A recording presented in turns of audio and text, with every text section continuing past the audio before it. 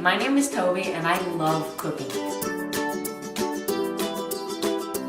I love cooking because I can change whatever I eat to how I would like it. For example, if I like something a little saltier, I can add more salt to the meal.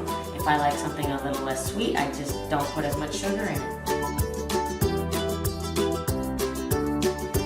My favorite food is chilaquiles, which is basically some fried tortilla chips covered in a nice delicious sauce.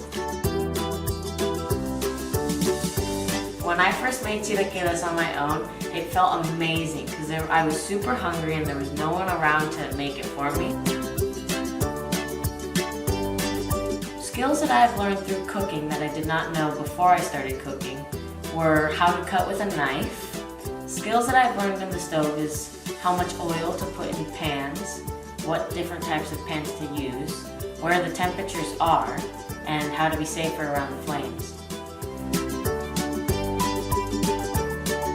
I feel watching someone cooking is easier to cook than with a recipe because you can see every little thing being done, whereas a recipe is just the bare bones.